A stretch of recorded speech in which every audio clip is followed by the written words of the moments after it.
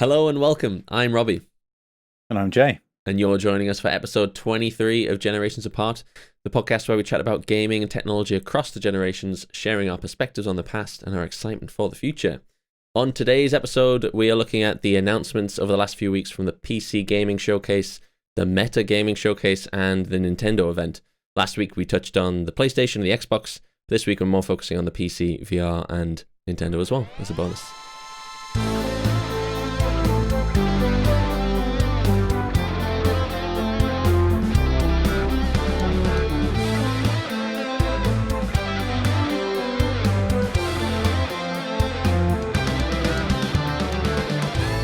So, getting straight into it, we're going to start with the Meta event and the games and hardware that was teased and announced during that event. So, Jay, you've watched the event. What did you think? What was your first initial impressions? The overall, I mean, I've got to be honest, by the time I got to the Meta showcase, I was showcased out, having watched the Xbox, the PlayStation, Summer Games Fest, Nintendo. I watched them all in the wrong order, unfortunately. It's more of the same, isn't it? In terms of the format, it felt a little bit wooden. I didn't think the presenter felt very relatable. Yeah. He was a bit stiff. Some of the jokes or the sort of like the one-liners fall a bit flat when it feels scripted. I didn't really like that, to be honest. It didn't feel genuine. Yeah. So that was a bit off-putting from the very start. Again, immaculate kind of green screen studio that they'd put her in. It did look fantastic. It looked really impressive, which I guess you'd expect given that this is Meta and that's what they're all about, virtual worlds. Of all of the people, they should be able to get a virtual sort of stage-like environment correct. In terms of the games, I thought it was okay. Some interesting stuff in there. I felt similarly about most of the game showcases, though. It feels like there's a lot of games packed into these that probably won't get talked much about when they're released. A lot of filler. End up on it. Yeah, that's a great word for it. A lot of filler, and I think that was probably true here. There were a few that caught my eye, and we can kind of go through them in a minute. But overall impressions were, I'd give it a middling score. It was okay. Yeah. It certainly wasn't one of the better ones I think we'll discuss now, but there isn't much in it as well, as far as I'm concerned. Yeah. They're all in a similar place. Obviously, before the event itself took place, and this is relevant, I guess, to the subject of VR games, Meta did announce the Quest 3. Should we just talk a little bit about that headset before we get into the games that they've announced are coming for it? Yeah, I'll bring it up. So I guess similar to you as well, I thought the event it didn't blow my mind. There were some cool games in there that, I mean, again, I mentioned this on the last episode about the showcases. It's amazing to see how many games are actually announced, especially in the VR space, which I didn't expect that many VR games to be announced. Some really cool ones in there that actually might get me back into VR because I've left it for a bit. I've really just downloaded the games that I knew of and then didn't explore any new games. So it's quite cool to see some new ones. A much shorter event than I anticipated.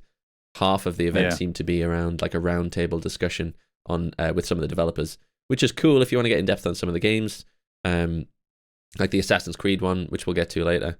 But quite short. Not a lot. Did it come in around the 30-minute mark?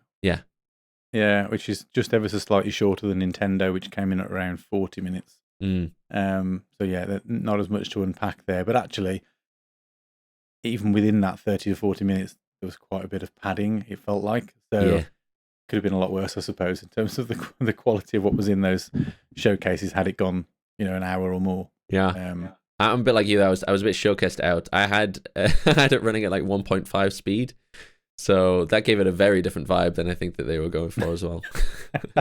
So maybe I missed all the awkward silences where the jokes didn't land in between as well, just from skipping so fast. Perhaps, yeah. So Cool. Before we get into it, should we just kind of unpack what we know about the Quest 3? I don't think they've done a full breakdown, or at least as of recording right now, they haven't released a full tech breakdown, but there are some sort of leaks and kind of information that we know has made its way to the internet. So I guess high-level summary, it's an evolution of the Quest 2, slimmer, lighter, smaller form factor. They seem to have taken the MetaQuest Pro handsets and replaced the previous generation of handsets. What else do we know about that headset, though, that's maybe a bit more in the weeds of the tech? So apparently it's got much higher detail, much smoother.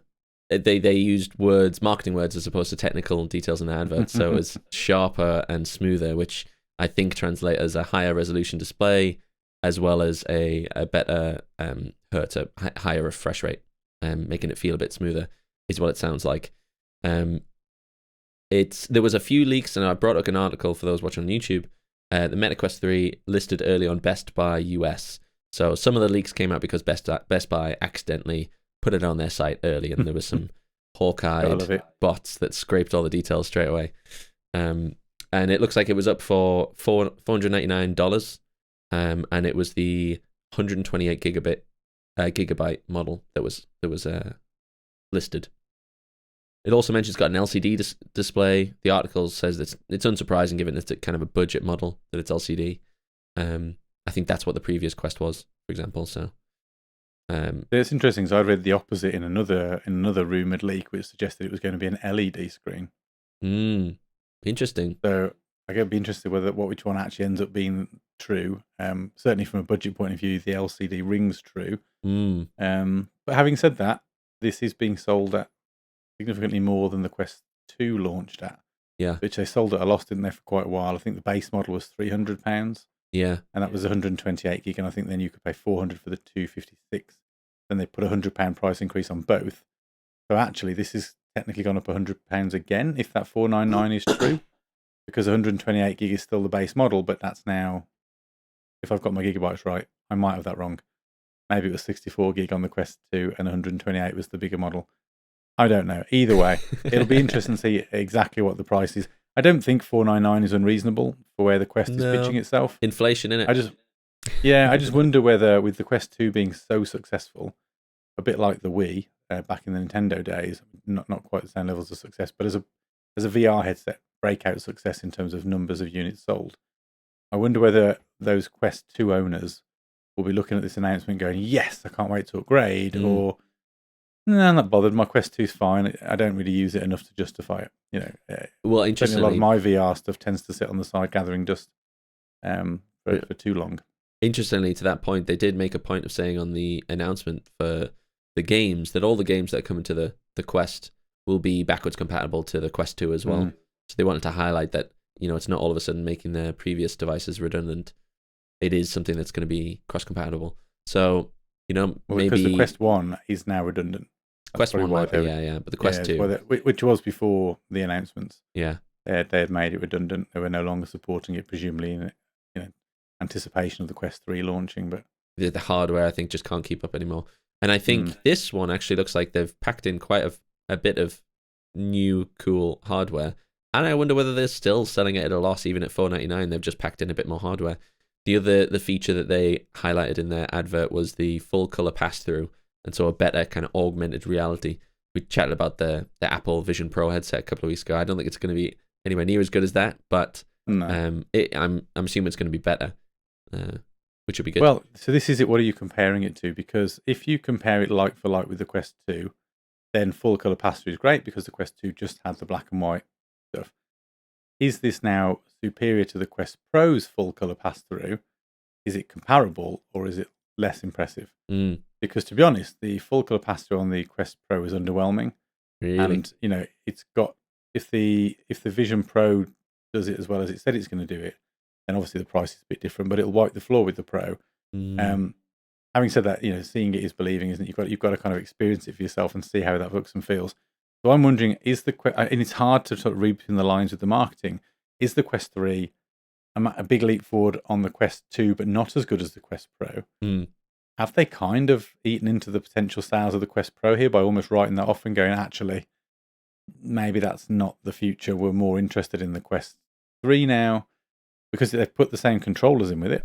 Yeah. Now, those controllers, I'm sure, were selling for something daft like £250 to £300.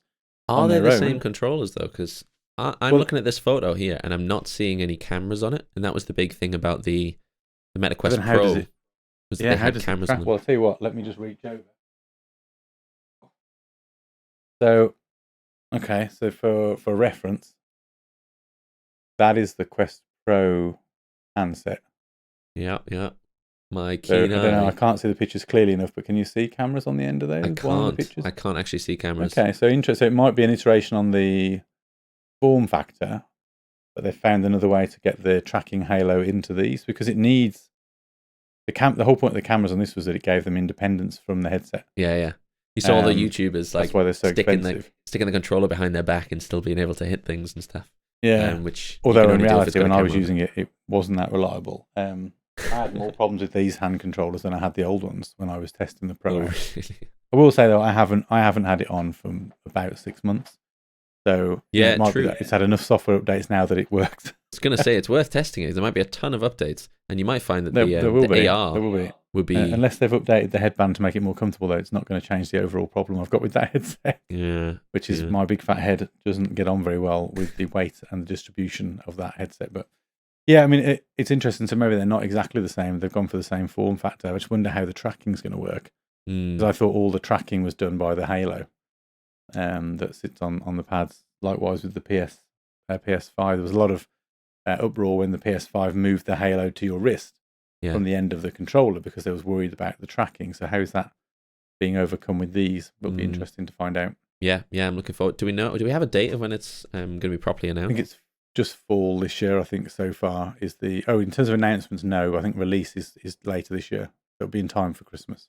Oh, okay. Yeah, that makes sense. They often release for the Christmas period. I think they had. Yeah, I think the Quest 2 was October in the year it came out, and we've had that for a couple of years now. So yeah, in fact, the Quest 2 came out the same year as the PlayStation 5. So that's what, 2 and a bit years old now. That's scary when you say that. Had its cycle, isn't it? So, yeah. So we had the headset, and then the other announcement that goes along with the showcase, which was just today actually, it had been rumored or partially leaked, which was MetaQuest Plus, which is a subscription service for gaming on the Quest, and I think it's around $7.99 a month is the US price that's been quoted. I assume that'll translate to £7.99 for the UK. That's normally what they do, and it's essentially getting you. I'm going to put in air quotes here: 2 free games a month. Because of course, it's not free if you're paying £8 for the privilege, albeit heavily discounted depending on what games they are. It's been likened to PlayStation Plus and Xbox Live Gold, I suppose, which back in the day used to give you free games. Yeah. But the difference was you were paying for the online service. So it was a subscription on the PlayStation and Xbox for their online platform, which happened to come with a bonus couple of games. But if you didn't pay for the subscription, you couldn't use online features. Yeah. This is solely for the games. So you're not really paying for anything and getting games free. It's a bit like Kindle. You're paying $7.99. Sorry, not Kindle, Audible. You're paying $7.99 a month for your free book a month. You're just paying for a book, but you're paying a discounted rate. Yeah. Instead of paying £20 for the game, you're paying $8 for 1 or 2 games, which is still good value. Don't get me wrong. They're inevitably going to be older games because you're not going to get brand new games in that bundle in that deal. But if you've got a new headset and you don't want to be spending £20-30 a go, actually, I think £4 a game a month is pretty reasonable for just to discover new games. Depends on the games, though, doesn't it? Well, yes, absolutely, yeah. And I think the first few games that have been announced, I haven't got the article in front of me now, were ones that at least the review writer or the author of the article seemed to think were good. I honestly don't have enough experience with the sort of wide variety of games on Meta's headset to be able to tell you one way or the other. But the reviewer certainly suggested that they were good titles, and made the point that they've got to keep it up in order to make it worth the money. But month 1 and month 2 certainly looked promising. Yeah, I'm just trying to see. I pulled up the article now and I can't see. It's got a few images of the games if you recognise them. Pistol Whip looks like it's one of them. The Pistol Whip is good. I've got Pistol Whip. That's definitely worth the money. That's worth the price of entry alone. And I think there is a deal if you buy. If you get in the first couple of months, it's like $1 a month. Oh yeah, but to get you hooked in. $1 for the first month. Pistol Whip for $7.99 is good. Pistol Whip for $1 even better. I don't know that I recognise the other 3. No, Pixel Ripper, and then the other 2 don't have a title on the images. Oh, here it is. Pistol Whip, Pixel Ripped, 1995. Sorry, and Walkabout Mini Golf, Mothership Forge. Yeah, so I don't know the other games, to be honest. But subscription service. it's another one to add to the collection, isn't it? But I suppose I feel like it was just Meta getting FOMO from seeing all the subscription services that all the other gaming companies. I think this is them officially now becoming a gaming company because they've got a subscription service. Well, and the fact they've got a gaming showcase. It's the second year, I think, isn't it, of the Meta Gaming Showcase. So they're doing a dedicated event just for gaming, and now they've got a gaming subscription service. I think that your point around FOMO is a funny one because they've basically copied the model from about 5 years ago or more, pre-Game Pass.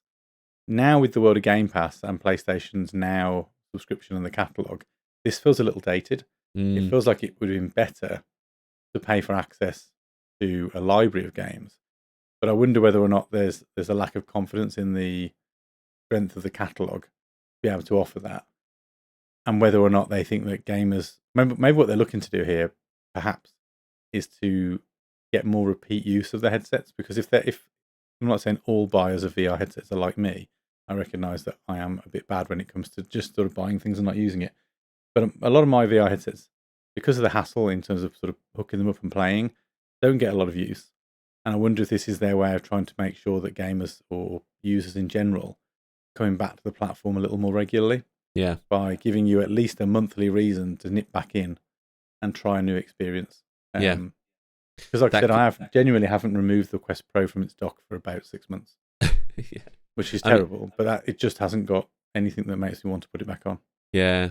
Yeah. I mean, I think you might be right with that. I mean, out of all the gaming spheres, VR is one that I know the least about. So, to be honest, a service like that would probably be good for someone like me who's new to the space, wants to try out a few games, but doesn't want to commit to, the full price of a lot of these games. Also doesn't even know what to try. It is getting bigger, the library, but it's hard to tell, what's good and what's just kind of gimmicky mechanics, things that you just sit and just go for a ride rather than actually engaging with the game. I would say that's a problem for me, at least, across the gaming sphere at the moment, which is knowing what to play and what's going to be any good. With a finite amount of time to play games, I do find myself either kind of returning back to nostalgic titles or nostalgic releases that I'm familiar with. Yeah. Or back to comfort food like a FIFA or something easy that I just know. Yeah. Because there's so many games now, whether it's Game Pass, PlayStation services, indie games and all the market that the rush there, whether it's showcases like this that just bombard you with game after game after game. I found it really difficult, and I've recognised this across all of the showcases, to find anything that really gets me excited, that sort of hooks me in some way that makes me go, I really want to try that. Yeah. And I don't know if that's because I'm reaching an age now where I am just more interested in the stuff that I was fond of as a kid, and maybe newer stuff just doesn't grip me, or whether there's just, I feel like everything just looks a little bit the same. Yeah. I'm looking for something that makes a game really stand out. And then, it's just shooter after shooter after shooter. Or, there'll be a certain art style that permeates so many games that it's hard to distinguish them because they all start to look the same eventually. Yeah. And it's trying to find those unique titles or those unique games that really stand out and make you go, oh, I'm genuinely interested in that. I want to know more, and I'm going to go and give that a go. I found that more so during the Xbox showcase than anything that I've seen for today's conversation or even in the previous one. But I have found that there's a lot of stuff I've sat and watched and thought, that just felt like that thing they showed 3 or 4 minutes ago, or that one felt like the one I saw in that showcase. And there's a lot of repetition, and I'm really struggling to sift through all of these titles and select the ones that really make me go, yeah, that's the one. That's the standout. Even in the Nintendo one, where they've got such big powerhouse franchises, there was a lot that just kind of blurred and rolled into the next game. But I am mindful that could very well be my age. And I don't know. There was a few that announced that I'd never heard of, but I was quite excited about. And the way I took notes on this was like, oh, it's kind of like Skyrim mixed with X kind of game is how I'm making them understand them in my head. And some of them actually I found seemed really, really good. The VR ones for me all felt kind of unique, and that's mostly just because I hadn't spent a lot of time in the VR space. Mostly unique anyway. I mean, there wasn't a lot of games announced, but some of them seemed quite fun. So why don't we move on to the games that were announced at the event then? Sounds good. So where do you want to start then? I mean, I literally wrote these out in order as they came out, so we don't need to talk about absolutely everything, but I'll try and remember. Yeah. As you go through the things that sort of took your interest, where do you want to start? Well, so I've pulled up an article, and my notes are the same. They're in order of as they were announced. So maybe I can actually find them in here rather than if I go to the bottom. I think that's probably where they'll be. In fact, this article might now have them all in. The first one was announced, which was Samba de Amigo, which actually looked like a lot of fun. It was like a maraca-based. Again, I likened it to Beat Saber, but for maracas. The Samba de Amigo is a console game from, I want to say, the 90s, maybe the noughties. Really? Yeah. So that's a revival of a game that was popular. I think it was either, it would have been like PS2, Dreamcast, something along those lines. So as soon as it started playing that, before the title showed, I actually wrote the word Samba de Amigo ? Because that's what it looked like to me. And then, of course, by the time they got to the end, that's exactly what it was. So the actual game back in the day came with maracas, like maraca controllers. Nice. That you would literally sort of shake. You know, it's back in the rhythm game days. Quite hard to pick up now, quite pricey. They didn't make a huge number of them, and it didn't sell massively well. But it is well thought of, so it's well known, but at least to that generation. But I like the look of this. I mean, I'm not sure. Seems fun. It does seem fun. I feel like if there's a game you want to make your friends look like a prat in VR in, this is the one. So we're definitely playing it then. Yeah, you're going to feel great in the headset, having a great old time shaking your maracas and dancing along to this funky upbeat music. From the outside looking in, who can't hear the audio and don't know what you're doing, you're going to look really weird. I tell you what, I just really quick on the Quest Plus piece, and this game makes me think about it. One of the things that might be good about the Quest Plus, and it's something that I found with Game Pass, is that for friends of mine who aren't big gamers, that don't spend a lot of money on games, but have a few franchises they really like, these sort of subscription services like level the playing field in terms of what you can play together and what you've got access to. True. So perhaps one of the benefits that will come with Quest Plus is if you've got friends who've got these VR headsets, whichever generation of headset they've bought, if you're all subscribed to that subscription service, then every month you're going to have potentially a couple of games that you can either play independently and talk about, or potentially play together if they're online. That's a really means good point. That you might start to get more of the social side of VR going, because I found that quite fun in the past. The limited amount of social games I've played in VR have been really quite immersive. But I don't have many friends who've got the headsets, so it's quite difficult to find people to play with. So if you've all got like that level, and even if they haven't bought the game I've bought, you've got to try and persuade them to spend £20 on something that they might not be interested in. Whereas if you can just say, "Oh, it's part of your subscription, just download it," then that's a really good point. Some value there. I think that's how they're going to ease people into the metaverse, because it hasn't really taken off, right? So if you can introduce free social games that gets you used to interacting with people in a social VR environment, that makes a lot of sense. Yeah, definitely. I could see them doing that. That's a really good point.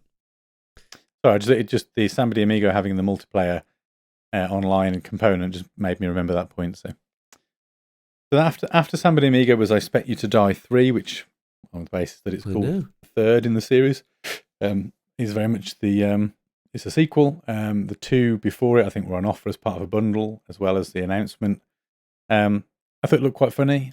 It looked quite quirky. I think it's basically you're like a spy, and I think there's someone trying to kill you, and you have to try and avoid death, basically. Yeah. So they set you in these situations where you have to try and work out how to avoid being killed. So it's one of those kind of die, repeat, try again, work it out, try something different, die again, try something different, and iterate as you try to survive. Looked quite good. I've never played the previous two. I agree. Like a lot of the quests. I'm sorry. It looks a lot of fun. This is the kind of VR game that I would love to try, because it's I don't know. It feels almost like Portal humor as well. Like they're all robots joking around you, and definitely kind of puzzly as well. I love the vibe of the game. I think this is probably one that I'll definitely try. It looks a lot of fun. You know what frustrated me a little bit watching this was the graphics on a lot of these games, because they're obviously on underpowered hardware for things like the Quest. They just don't look that compelling. They all look a bit dated, or they take on an art style which kind of allows them to get away with looking a bit dated. And I just wanted a few more really immersive, visually impressive games. and that it just wasn't there. And I know that's because the hardware is restrictive, but it also means that if you've got developers being pushed to make for these more, I guess, mass market consoles where these headsets have sold through better, things like the PSVR 2, which can cope with more visually, and PC VR, just not going to get the attention from the AAA studios, and I don't know, it feels like we're not going to get that big leap forward until, and maybe Apple Vision Pro will push this forward by giving us higher powered hardware, but it just feels like the games are suffering as a result, and I think that the visual style and restrictions were clear through most of these games, if not all of them. But anyway, that was one of the common thread for me throughout, was just visually a bit substandard in terms of the look. Yeah, they're very cartoony. I think there's not a lot that you would see that's like Unreal Engine 5, for example. Yeah, you're not going to see anything like that in there. There were a couple of games. Then do you want to talk about everything, or should we just sort of skip through the ones? We should probably skip through some of them, definitely. Yeah. So I then thought Ghostbusters: Rise of the Ghost Lord. That felt like a big announcement. Yeah, nostalgia got me there, but again, I'll be honest. When they went into the gameplay, the visuals looked a bit, yeah. Do you think? Now, I think this is going to get a port. This is not just going to be on the Meta Quest. I'm sure this will end up on other headsets. There'll probably be PC VR as well. I just thought it looked a bit weak graphically. Like all the sort of intro cutscenes look good and kind of excite you, and they show clips from the original movie and stuff like that. And you think, I did like that. This is going to be good. And then when they get into the gameplay, it just looked a bit. I would say it's the Quest look. It's kind of low res, flat kind of visuals, no kind of like realism or depth, And of course, we're spoiled now with things like the PS5 and the Xbox Series X and high-end gaming PCs, which is ray tracing and like light effects, and you're not going to get any of that in here. And it just, I don't know, it felt like you could see it. There was a comment about the Nintendo showcase, which I'll touch on later, which is that it's starting to show its age now, because when you compare the sorts of games coming to it compared to the other consoles now, it's starting to look and feel a bit old. Yeah. I mean, it's on screen right now for those watching video. But I just think it looked a bit dark, a little bit washed out, a bit bland. Yeah. The ghosts are a bit uninspiring, which is a shame, because anything Ghostbusters related has my interest and attention immediately. Yeah. This just didn't really get me going. I'd agree that the graphics don't look amazing. But and this is where I hope for a PSVR 2 port and some improved graphics, or a PC VR where actually you can dial it up. But I don't know. I have to wait and see. Yeah, I would still play that. I think that looks like a lot of fun, even with the. I would play it solely because it's Ghostbusters, though. If it was anything else, it was just called generic Ghost Hunters, I wouldn't bother. But because of the Ghostbusters, and there's the franchise elements, and you're going to have the PKE meter, and I think all that kind of stuff, and the traps. Yeah. I'd like to try it out, but I just thought it was a bit underwhelming graphically. Yeah. Set in San Fran, in Alcatraz as well. Bits in Alcatraz, anyway. Yeah, which I thought was quite interesting. They've relocated, haven't they, from New York to San Fran for that one? So maybe a reason to have another look. Yeah. Because I visited San Fran visited Alcatraz when I was in San Fran. So it'll be cool. Did you do it? I did, yeah. Yeah, it's great, isn't it? Really enjoyed it. It's really good. Yeah, really fascinating. So then there was an Underdogs mech game. I literally wrote the word meh. Underdogs looks. I just thought it looked okay. I think one of the things I put at the end, so I might as well say it now. It feels really hard. We said this before, to portray VR games well on a flat screen. But I do think that there is a challenge here, which is some of these games look and feel very samey. They look a little bit clunky sometimes, because the movement as it's captured on a flat screen, in a 1080p window, doesn't give you the full effect of what it's like to be in that experience.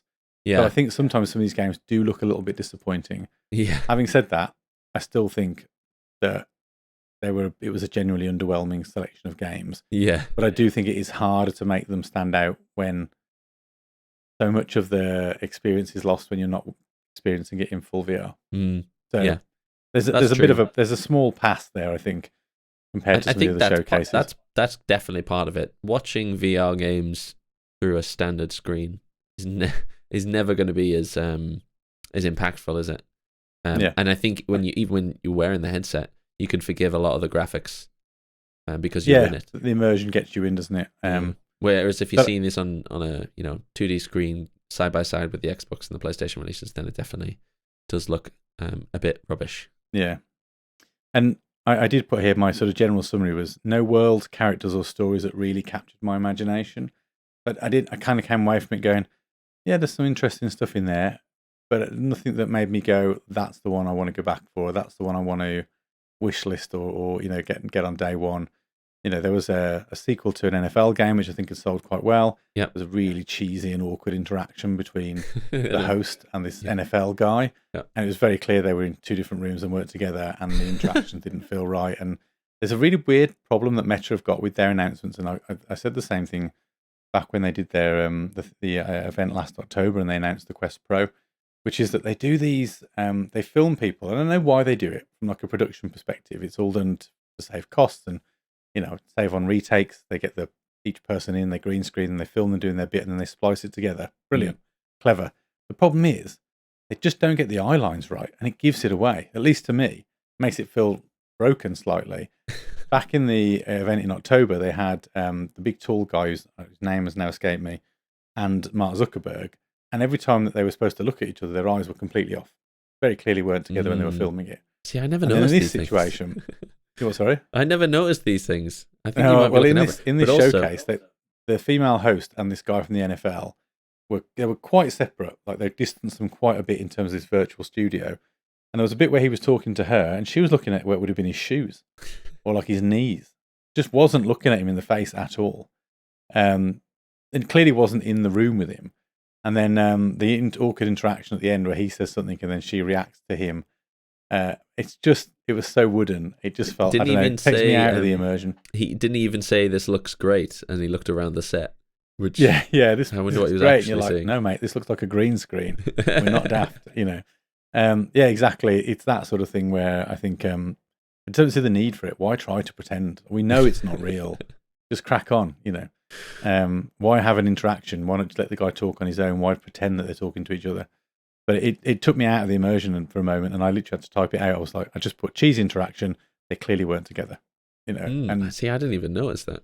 I didn't even notice. I suppose I spend too long analysing this stuff. They followed that with another really bad-looking game I thought called Racket Club. I actually thought this please don't say you thought that looked good. Pretty rubbish as well.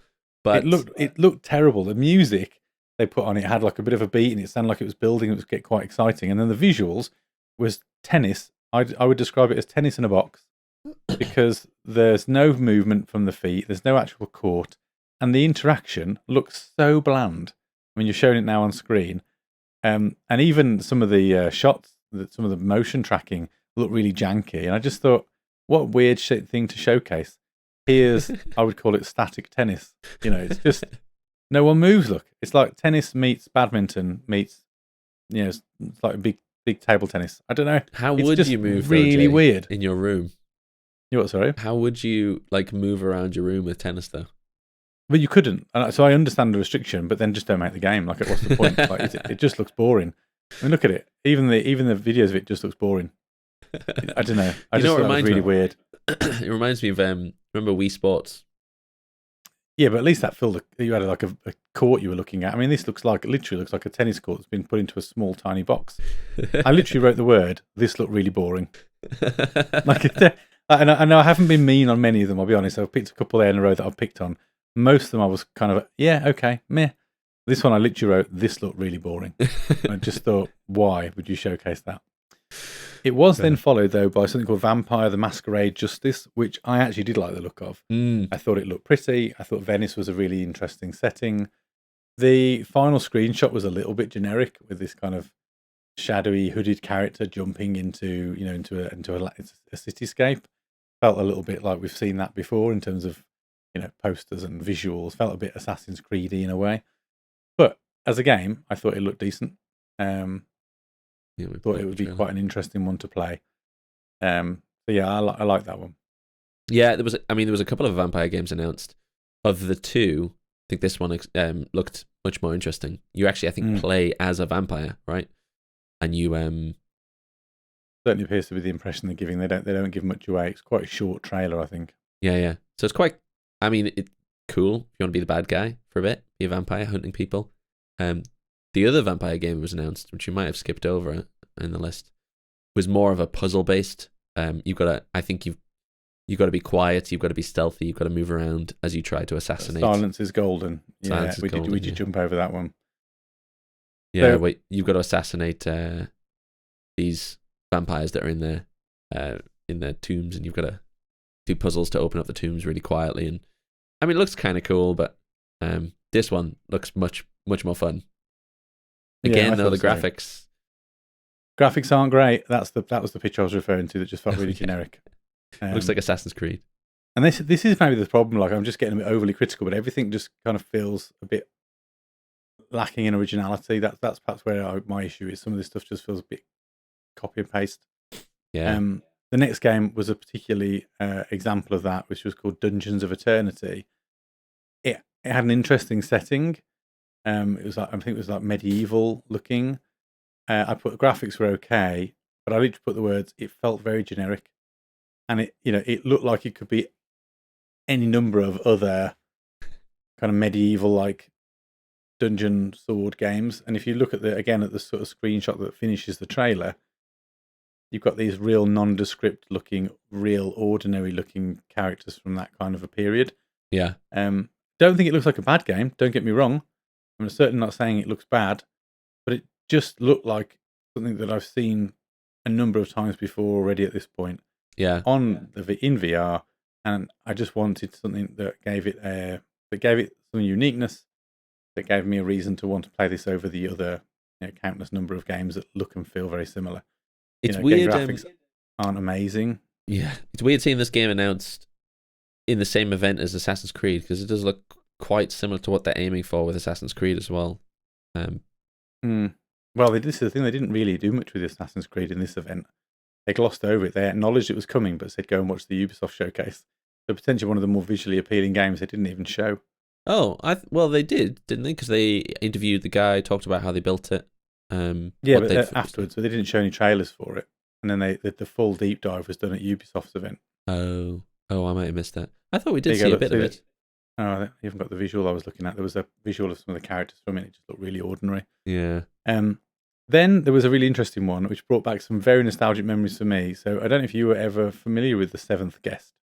I wasn't, but they did say it was a nostalgic title, didn't they? Yeah, so I never played it. The only reason I know about it is that I had a friend when I was a kid who had a Philips CDI, and he was like the only person I ever knew that owned one, and the only kid in the school who had one. And instead of having the consoles that we all had, like PlayStation and whatever else, he was playing this Philips CDI and on a daily basis trying to make a case for why it was better than the mainline consoles we all were enjoying. And there was a number of games on it, and one of them was this Seventh Guest game. And one of the things that this Philips CDI did better than most was it ushered in CD-ROMs as the sort of play method. And as a result, you had lots of really high quality motion capture video footage of people. A lot of the games were acted and then interacted with. And Seventh Guest was like that. So when I saw this come up and I saw the Seventh Guest title, it just made me remember these conversations as a kid and what this game used to look like. I never really played it. Like I said, didn't have any real attachment to it or anything like that. It just brought back nostalgic memories of I think it would have been secondary school, when we used to discuss this, and this particular game was often waved around as the reason why this was better than what we all had. So it just tickled me. It was a nice sort of nostalgic memory. Whether the game would be any good or not, I've got no idea. It looked like a horror story in a mansion. Could be the fun. Graphics look better than a lot of the other ones that are announced. It definitely did. There was one thing, and I didn't make notes on all of these, so apologies, but there were a number, though, you had to be careful, because some of them would say not actual gameplay or not captured on this device. There was one further down, I think, which had, it was Attack on Titan Unbreakable, had a note that said pre-rendered, not real game capture. Pre-rendered? And even the pre-rendered stuff looked a bit janky. So I thought, I don't fancy that.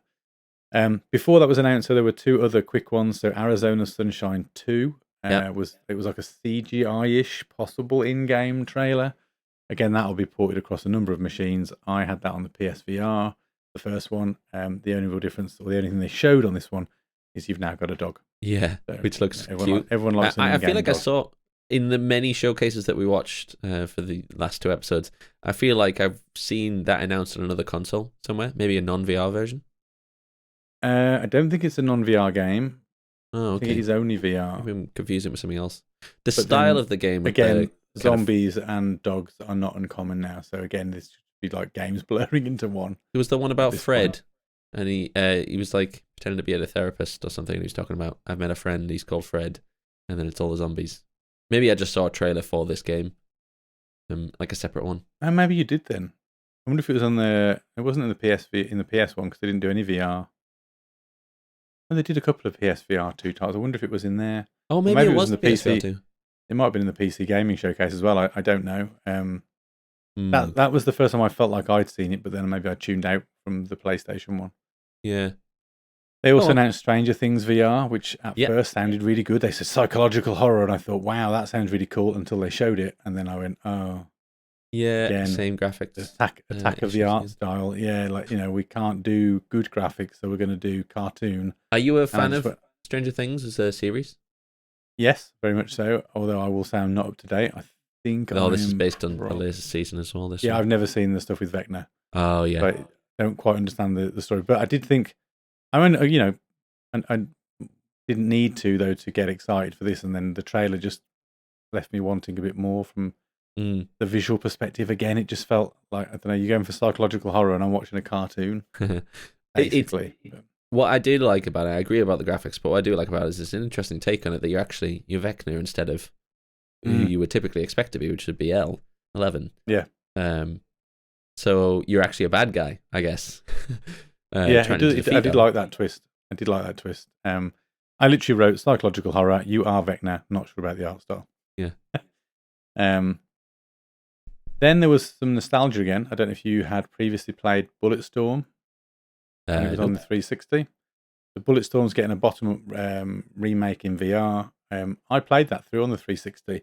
The only reason I played it through was that there was some connection back in the day to Gears of War. I think it was using the Gears of War engine, and there might have been some of the Gears of War devs that had been involved with the company that made it. I think the people from People May Fly also made a sequel to Gears of War back in the day. I think they might have been the ones behind Gears of War Judgment. So I played this game, and it was really good. It was like it was a Gears, but in sort of first person, had that kind of heavy, weighty, stompy kind of feel that Gears had to it. But in this, you had weapons that allowed you effectively to trick shot with the enemies, so you could impale them on the spikes, you could sort of throw them into objects on the walls, you could do certain things to them in the environment that would earn you style points, as well as just going on this kind of gun crazed shooting spree. And when they announced it was coming to VR, I thought that makes perfect sense. Really does translate well to VR. I don't know whether the gameplay will stand up now. It's it was a 360 game, so it's quite old at this point. It looks like 360 graphics, to be honest, which is, to be honest, fine for VR, I think. Yeah, I was going to say it's not out of line with what we've been seeing, is it really? But I think it will play well. It's a good fun story. So if it's the full game, it's got a decent length to it. It was good.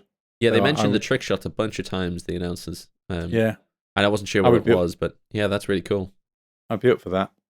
And then there was only 2 left then. It was Assassin's Creed Nexus we sort of touched on, which they said to watch the full reveal on the Ubisoft showcase, which was one of the few we're not talking about. And then there was the Asgard's Wrath deep dive, which I'll be honest, once they'd announced it, I sort of skipped over the deep dive. Oh, see, that was the Assassin's Creed that I thought looked good. Asgard's Wrath? Yeah. Does that surprise you? You're not a fan?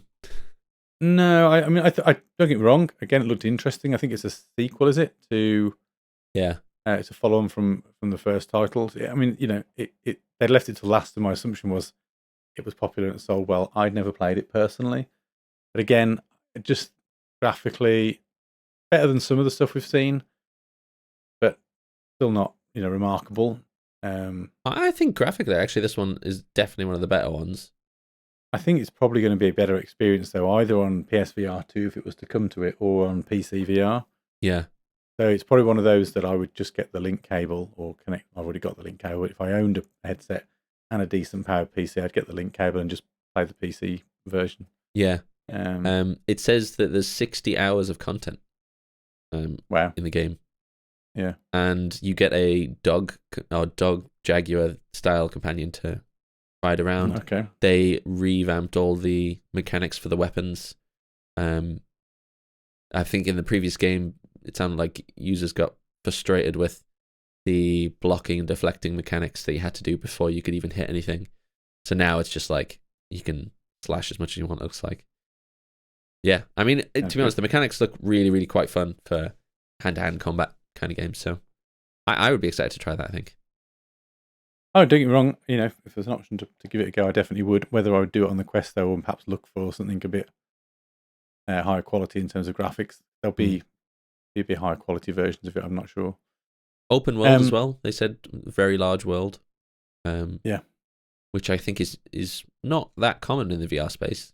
So, yeah. Probably quite difficult to do, I would have thought. Yeah, I imagine with the processing power available. We are at the 45-minute mark. We are. So, given we haven't moved on yet, shall we do a kind of a rapid fire PC? And you'd want to do rapid fire PC, and I'll do rapid fire Nintendo. Yeah, absolutely. 2 seconds, I'm just going to pause that. Like I said, I only got probably halfway through the PC VR one, which was PC Gamer Showcase. It was pretty long. It was very long. Quite fun. Do you want to do your kind of? Well, we disagree on that, don't we? Well, I didn't like the presentation style. I thought it was a bit too much. I did put it was cheesy, and it felt like 90s Games Master. Yeah. To me, and the guy was clearly trying to look like Steve Jobs. There was loads of ChatGPT jokes. Yeah, too many. Got a bit boring, but it was a little more lighthearted. I'll give you that. Yeah, that's what I like about it. They didn't take themselves too seriously, whereas a lot of the other events, they feel like, proper big corporate events, like a serious Apple or Microsoft conference. And it's like they're announcing games. They've got to have a little fun about it. And so I really did actually enjoy that about the PC. It was very interesting going from the Meta one to that, because the Meta's presentation style, as we mentioned, was a little stiff and a bit wooden and scripted. Whereas at least this was that's the issue. It was corporate. This was much more playful. Yeah.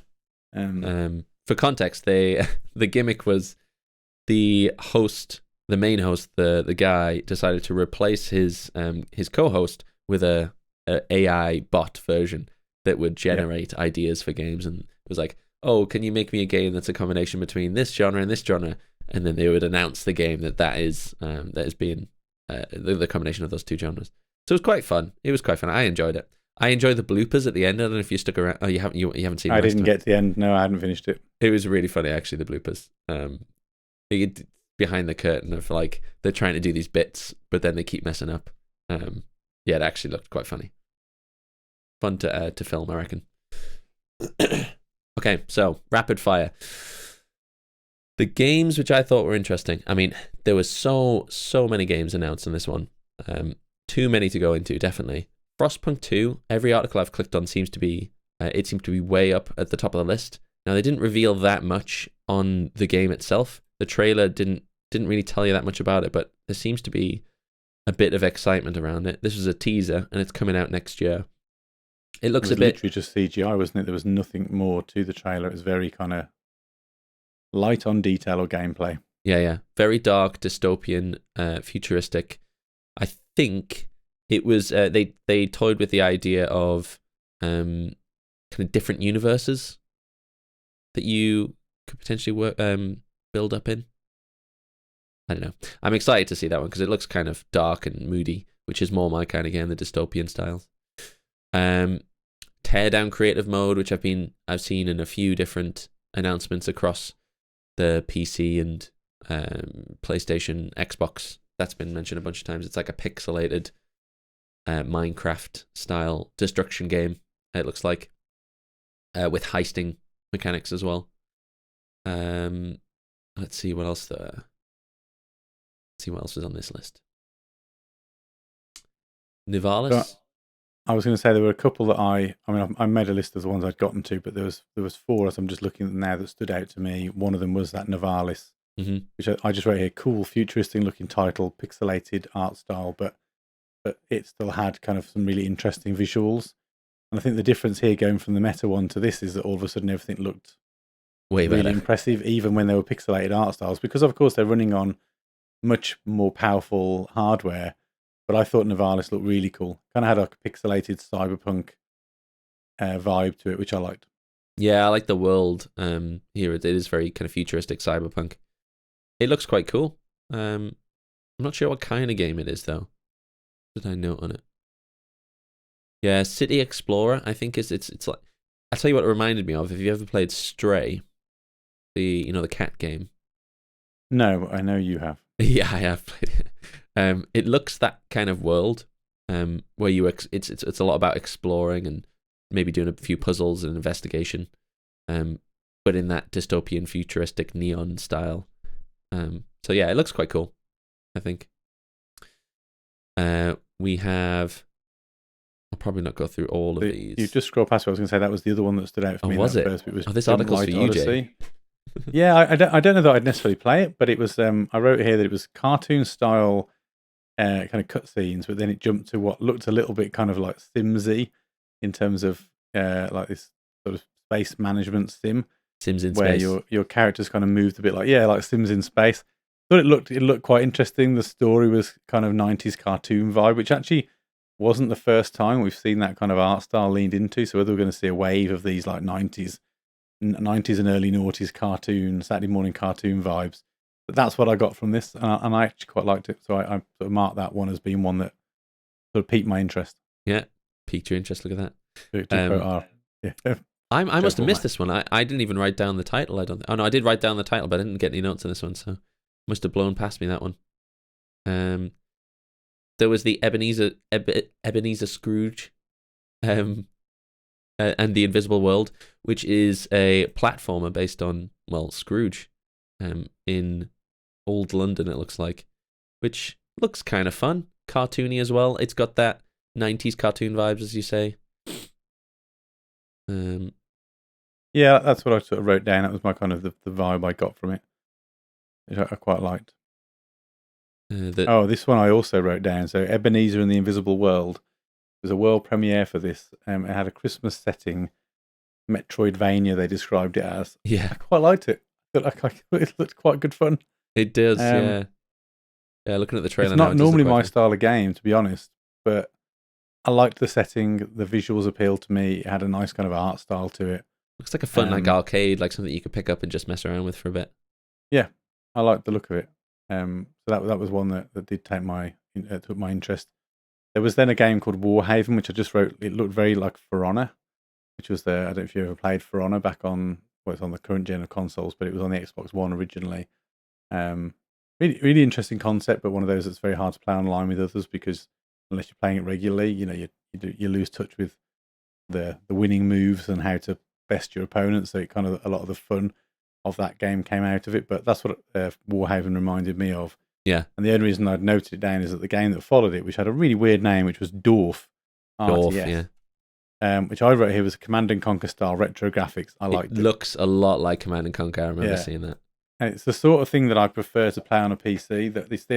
I guess it's the one type of game, RTSs, that I would absolutely prefer to play on a PC than a console, because to me that's mouse and keyboard all the way. There was a couple of RTSs announced on this event as well. Well, I don't know, that they probably came after I'd stopped watching because I actually ran out of time to watch the whole thing. Yeah, but Dwarf did take my interest. There was a space one I think that was also announced later on. One that I noted was Stampede. Oh, it doesn't look like it's in this article. Stampede Racing Royale, which I wrote 60-player Racing Royales. Mario Kart. It looks like a bit of like a Mario Kart copy. And I thought it would be a good one for us to give a go. I think. So I was less enamored with that one. I wrote Mario Kart Wannabe. It was the last game I got to. One thing I did say, I noticed it was made by Sumo Leamington, and Leamington is right down the road from where I live. And Leamington's got quite Leamington's got quite a bustling gaming hub down there. Ubisoft have got offices in Leamington. It's a really sort of obscure place near Warwick that you would never think going there that had this sort of big game dev vibe. But there's quite a lot of game studios there. Codemasters are in Warwick. I don't know if they've got premises near the Leamington sort of world, but there's quite a big gaming community building up there. And I noticed this was from Sumo Digital, but they're specifically their Sumo Leamington team. Oh, fair just enough. call that out. Fair enough. I took notes and on at this that one. point, I have to tap out from the PC games because I didn't get any further. So I'll have to rely entirely on your judgment now as to what was good. Fair enough. I wrote a lot of notes on this one because I think I said that this one looks fun. I wrote down a quote to help me remind. Apparently, he said "vile creature" like 7 times in the trailer. Okay. It's like a top-down hack and slash looking thing, but it looks like quite a cool world that it's built in. So, Path of Exile 2, that's what that is. Casual gaming, as I would describe it, more of an arcade style. And yeah, Path of Exile, didn't that get an announcement at one of the other shows though? I feel like that's not the first place Path of Exile has come up. Oh, maybe. I wonder if that was at Games Fest. I might have that wrong. Don't hold me to it. There's too many games that we've seen. Too many games. That was the other one. The other RTS that I saw. Age of Sigma, which is a... Oh yeah, Warhammer. Warhammer game, yeah. So that's an RTS that was announced. Oh, okay. I just skip along. They did a lot of like this up close stuff, and then you actually get to see the gameplay, which is a more graphical, modern RTS with based in the Warhammer world, which looks cool. We then had the cute game of Critter Cove. I think that's how you say it. And there was a bit of a teaser for it at the beginning, which you might have caught at the very beginning. But this is a chill island builder, where you build. I think it's a builder. That's what I noted down. Animal Crossing without the animals is what I've got. And it's like a cute island builder where you're on an island, you build it out just as you would on Animal Crossing. You build your own houses, you build survival stuff. This isn't the trailer that was on the event. There was much more to it, so it's a shame that it's not shown more. But it looked like quite a fun game, one that perhaps Christina would be interested in, or anyone else who played Animal Crossing. And my other half would probably like that. Yeah. They're trying to peel her off Disney's Dreamlight Valley would be the problem at the moment. That's been the addiction now for quite a number of months. Which one? Disney's Dreamlight Valley. Oh, okay. Surprised Christina doesn't play that. No, not heard of that one. There was Stormgate, which is another RTS. Again, I'm not a huge RTS player, but some of these looked really fun. You get a bit of a glimpse of the actual talk there as well. Again, top-down, modern-ish graphics. Like it looks like a combination of the last 2 RTSs we spoke about. One that I thought that we should definitely play, called Diesel Legacy. Oh, is it not got the trailer? Oh, that's just spelled Diesel wrong. Nope. Oh, the trailer isn't on here, but essentially it looked like Street Fighter, but it's 2v2. So it's 4-person punch-up. But it looks like quite cool, kind of punchy game. Mindful that you said we were going to do a speed through here. We're at the 10 minutes in our rapid fire now. Okay, I'll do... Were there any other highlights from the PC one specifically? There's a couple. Vampire Survivors. There was a new update to Vampire Survivors, which I've played a lot of before. I've got it on my Steam Deck. It's I don't know if you've seen it before. It's kind of I have heard about it. I thought it was also coming to console. I think it was announced as part of either Xbox or Summer Game Fest. It doesn't really do it for me, I'm afraid. The graphics are a little bit too dated and basic for me. Although apparently it's super. I'd probably one of those games I'd play it and I'd really like it, but it just not. I can't see past that as a sort of jumping in point. But it's super addictive, super arcade. It's addictive. The graphics you get over quite quickly. I think it's one of those games that's perfect for handheld. So I have it on my Steam Deck. It's where I play it almost exclusively. So I'm excited about the new update. It looks like. I said I'd seen it somewhere. It's coming to Switch. That's why I've seen it on the Switch showcase. Yeah, sorry. The other bigger announcements was Baldur's Gate, and the exceptionally large development that's gone on that one. It sounds like they spent a lot of time focusing on building out the city and making sure that every character that you possibly interact with has a quite elaborate backstory. So the trailer was actually, they chatted a lot about the build. They were interviewing the developers and the vision behind it, and they spent way longer on the city than they anticipated originally. Quite a large game. But yeah, that looks like a lot of fun. I never played. I think there was an original, and then this is obviously a remake, or the next evolution. But yeah, looks like a fun game as well. What else? To be honest, there was a new F1 manager that came out 2023. The one that got me. You know which titles to pick for me, don't you, Robbie? Yeah, F1 manager. Yeah. As if playing F1 wasn't boring enough. Now you can manage an F1 team. Well, it's one of those games that I joke. I don't have any interest in it, but I'm sure it's great for those. The last one that I'll chat about that I'm actually quite excited about is the Dune Awakening game, and this one, it looks like it's an open world. You're on Arrakis, and you start off with nothing. You have like a knife, and you've got to try to survive. And then you can build guilds and you can invade other camps. I think it sounds like it's online, open world, MMO. Mm-hmm. And it's set in the Dune world, and it's a good way to interact with the characters, the families, the history of the worlds and the books themselves. So I'm actually quite excited about that. I'll definitely give that a go. It looks like a lot of fun. Controversially, I watched the new Dune movie without realising it was a multi-part. So that's my cock-up. I found it a bit boring. I got it, and I think it was visually interesting. I'm interested to see the sequel, but I don't know. I wasn't blown away by the world that they were building in. Yeah. So perhaps that was just the movie. Perhaps I don't know enough about it. I've never seen the original, so the original is an experience. Yeah, maybe it's I should go back really and try weird. that. Really weird. But the first film was the two films in one.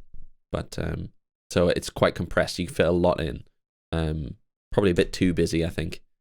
And this one's a bit more drawn out. The sequel will be around the corner, I would guess, by now. So I'll wait for the sequel. But I'm excited. So, rapid fire Nintendo. Well, what was your overall summary on the PC one before we call it? Where would you kind of position it? How would you summarize it? Much more fun event. I thought the hosts were a lot more fun and a lot more less serious than the other ones. There was a lot of games though, and it felt like there was a lot more filler in this than perhaps some of the other announcements. So there's a lot of games that I really I hadn't even heard of or really that bothered about. So there were some good ones in there, but there was only a few really good ones that I think were announced. There was one thing I really liked though. There was a really passive aggressive comment at the end about AI replacing hosts and how it's never going to happen. So I watched the Nintendo one, and ironically, before we recorded this episode, or even scheduled it last week, we said, interestingly, there was no Nintendo showcase, and that we said, well, I bet that happens between now and the next episode. We'll end up adding it to the list, and then of course it did. Spooky. And I think the problem with that was the Nintendo came too late, so this wouldn't have been a bad showcase at all had it not been for the fact that quite a lot of the thunder had all been stolen by other events who had shown some of these cross-platform games, and therefore you're only really left with the Nintendo exclusives, which weren't bad, but they were, it left the whole event feeling a little bit, nearly. Yeah. And it's difficult because they've just released like one of the best games of all time, according to the reviewers in Tears of the Kingdom. So, can't judge them too harshly. They literally only released that a month ago. But I'll give you a literal whistle-stop tour through, so I shall just fly through all the things that were announced as quickly as I can. So they started the show with Pokemon Violet and Scarlet DLC. It was called the Hidden Treasure of Area Zero. It's a two-parter, the Teal Mask, which comes out in the fall, and Indigo Disc, which comes in the winter. Cool. So if you're into Scarlet and Violet, you've got some expansions to look forward to. Then they showed the new Sonic 2D game, which we'd already seen at the Xbox showcase. So at the Game Fest. So we knew that was coming. So new Sonic 2D in a modern art style. Then they had a game called Palia, which is a life sim. And I wrote here, it was a life sim in a blissful environment with adventures to explore an open world. So it looked quite pretty, a little bit Zelda-y, a little bit, I don't know how you describe it, but I thought it looked interesting. Yeah, that's the go-to style for Nintendo. The Zelda well, it's got look. to be, isn't it? This is the problem with the restrictions of their console as well. They have to be a little bit careful. Persona 5 Tactica, which had already been announced at the Xbox showcase, so that's also coming to Switch. Then we had another one of these Saturday morning cartoon style games, and they actually called it exactly that. So that was their pitch for it, by the way. So in terms of the art style, it's called Myth Force. It's a first-person roguelike, and it looked quite cool, looked quite interesting. So it had that again, that sort of Saturday morning animation vibe. They then had an announcement around Splatoon 3, so a new Splatfest event coming up. A bit boring, no DLC or anything new to add to that game. And then we got a sequel to Pokemon Detective Pikachu. So Detective Pikachu, long-awaited sequel by all accounts for those who liked it, has been announced. Did you ever play it? I didn't. No, it doesn't really do it for me. Although I did enjoy the film, but I know I've never played the game. Then Mario lovers got everything they could possibly have wanted. So they first of all announced the remake of Super Mario RPG. So going back to the Mario RPG roots, and they're remaking that from the ground up with new graphics and new effects, but it's fundamentally the original game. They also announced that Princess Peach was getting her own game. They didn't show any real details about it, but she's going to be the mainline character in her own game. And then to complete the trio, Luigi's Mansion, so the 3DS Luigi's Mansion, which is effectively the second game, is being revamped for the Switch. So those are kind of the Mario announcements. Then they announced the Batman Arkham trilogy is coming to the Switch. That's coming later this year. So cool. Arkham Asylum, City, and Night. If you haven't played those by now, I guess you can play them on the Switch if you want to. But I mean, they're 360 games, so they're pretty old at this point. So not that they're bad games by any stretch of the imagination. Really enjoyed Arkham Asylum. Didn't really bother with the other two myself. But just we're talking 2 generations of console ago. Anyway. You're too focused on the new stuff, Jay. This is nostalgia to the handheld. Yeah, I know, I get that, but like I said, I would imagine a lot of people already own it. I do think argument, I guess, perhaps though, is that they're so old. There's a generation that have never played it. So almost definitely. Now you can. Yeah, now you can. Then they announced a tactics card game based on the Gloomhaven, which is a board game. Oh, yeah. Board game. That's now getting a tactical card game on the Switch. Oh, that's actually really exciting. I've got some friends who play Gloomhaven, really, really love it. So that actually will be exciting. I know it's a popular one. I don't think it's a Switch exclusive. I don't think. So I assume it'll appear elsewhere as well. Just Dance 2024. It'd already been announced at Ubisoft, but that's, of course, a staple on the Switch. And there was something called Silent Hope, and I wrote down Dungeon Crawler Loot Collection, but that was really all I'd wrote about that one. Yeah. Then they did a rapid fire, so this is a rapid fire. They did something called Fae Farm, which is a console exclusive. They showed Hot Wheels Unleashed 2. They showed something called Manic Mechanics, which looked very much like Overcooked, but for cars.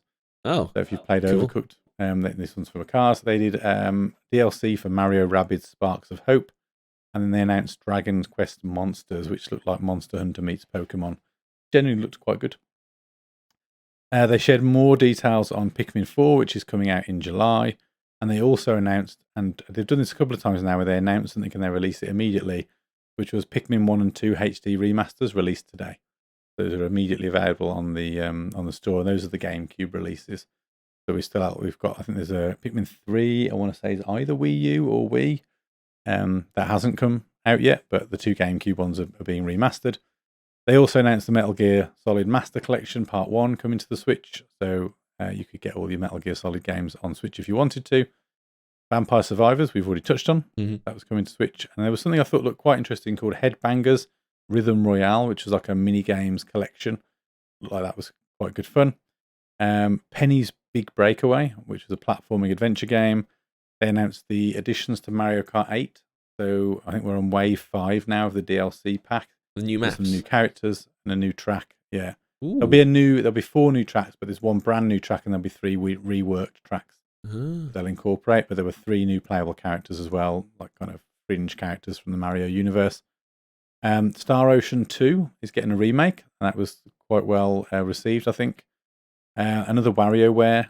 It's called WarioWare Move It, with 200 micro games in this one. If you've played the Wario games before, they are quite good fun. Yeah. On the Wii, they were particularly good fun. I think I had one of the first ones on the Wii, and that was hilarious when I'd never played a Wario game before. It's just a load of ridiculously short mini games, basically, where you act like a bit of a brat with your Joy-Cons. Okay. And then Zelda Amiibo. So there's 1 Amiibo already released for Tears of the Kingdom. They announced 2 more, which was Zelda and Ganondorf. So there'll be 2 new Amiibos for people who are collecting them. And then they finished with a brand new side-scrolling 2D Super Mario Brothers called Super Mario Brothers Wonder, which has that classic side-scrolling gameplay, but a brand new animation style. which looks really cool. I think it's due out in October. Ooh, And it's cool. worth looking at the animation style. It's really over the top, and it's got like a Rayman-like feel to it. It's pretty cool. A little bit different.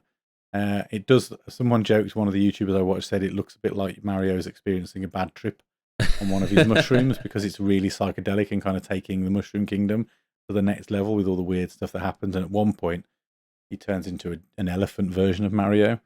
They're like giant, kind of filling his dungarees with a big trunk and the big flappy ears and the little Mario hat.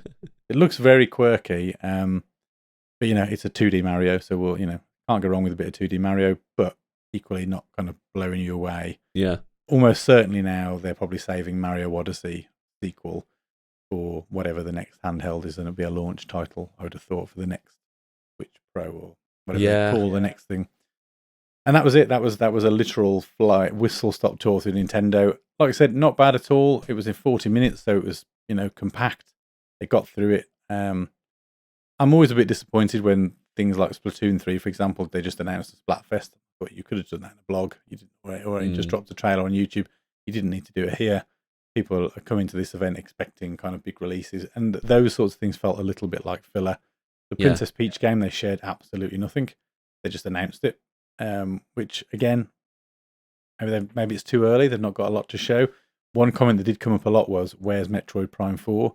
I don't know the timeline on that game. I'm just going to try and find it when it was announced, but it's really bad. It's been years. You said that a couple of years ago, right? Yeah, so it was announced at E3 2017. Ooh, 6 years. 6 years now since that was announced. And I think that a couple of years ago they announced that they'd basically gone back to the drawing board on it and they'd scrapped everything they'd done and they were reworking it because for whatever reason it hadn't gone well. But yeah, I think Metroid Prime 4 is probably a way off if it ever sees the light of day. Yeah. Obviously, we had the Metroid Prime 1 remaster, which got sort of shadow dropped. Was that now? That was early this year, wasn't it? That went down really well. So whether they'll just work their way through the trilogy and just keep us tidied over until Metroid Prime 4 is ready, I don't know. Yeah, but distracting for the 6 years since that's been announced. So whether it'll ever see the light of day, who knows? And then they didn't show anything back then. It was simply a logo. Yeah. So we've never seen anything more than that. I bet that's probably changed as well. Come back to the drum board, new logo and everything. Yeah, no, almost certainly. It's a shame that they didn't announce any hardware. I feel like they're so overdue for a new Switch. It's really tricky though, isn't it? What do you do? I mean, if you go for like a Switch Pro or a Switch Plus and you amp up the current Switch, then you're still, unless you sort of segregate the user base, a bit like the 3DS and the 2DS, and you just keep a similar vibe, but brand new games, you would leave so many people behind. It's one of their best selling consoles they've ever made. Yeah. Or you have a plus or pro like upgrade which still plays like across generational games, and then devs have to try and build for the old Switch anyway, as well as the new one, and then you're probably not really benefiting. So they're going to need a clean cut at some point, but it's difficult, isn't it? If they're still selling them, I mean, they've just brought out Tears of the Kingdom. It's got absolutely rave reviews, and that will be shifting more consoles again. True. New Mario in October, that will probably shift a few more. Why would you if people are still buying them? But it is getting to that point now where they must be due something. Apparently, and I don't know whether this is a sign or something to look forward to later in the year, Nintendo do have a track record of releasing or announcing their consoles later in the year, around that sort of October mark. I think they did that with the Switch. I think they announced it in October and it came out in the March. So maybe they still might do it. They could announce, they could drop Mario, release Mario, make a few announcements about current games, and then be boom, here you go. Honestly, there wasn't much in this showcase that goes beyond this year. Yeah. So Pokemon Scarlet and Violet, it's all coming out this year. Sonic 2 is this year. Persona's this year, but of course they're multi-console. Myth Force, I don't remember that having a release date. Detective Pikachu, I don't know if they announced a release date on that. Super Mario RPG is definitely this year. Princess Peach, they didn't share a timeline on, so that will be next year. Luigi's Mansion, I think, was going to be this year. Pikmin 4 is this summer.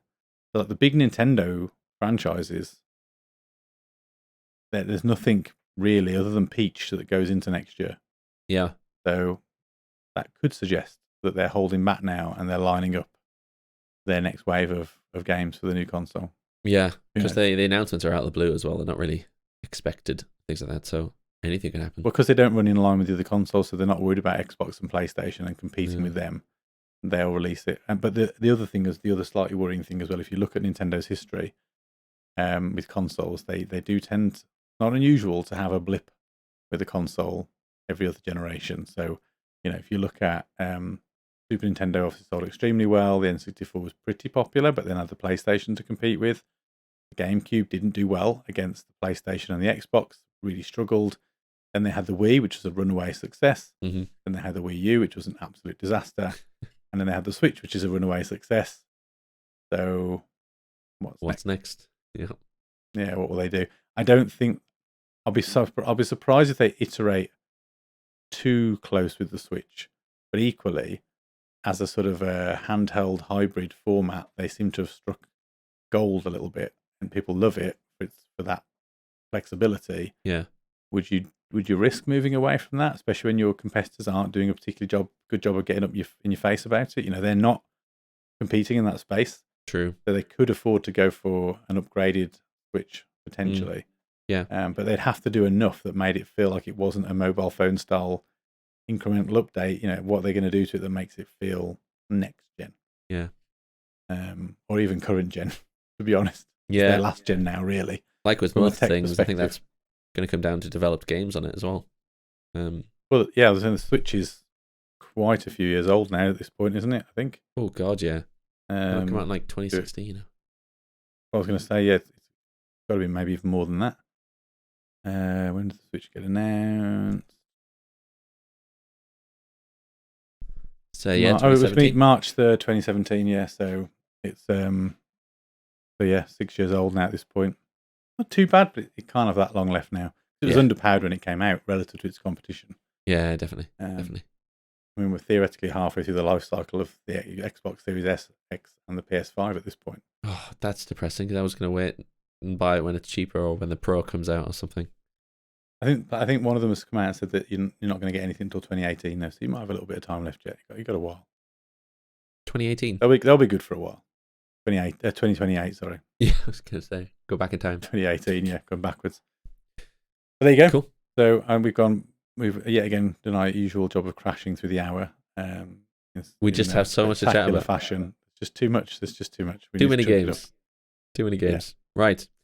Well, we'll leave it there. That's all for this episode. Thank you for hanging out with us. And don't forget to like and subscribe on YouTube, subscribe on all good podcasting services so you don't miss an episode. And that's all from us. We'll see you next time.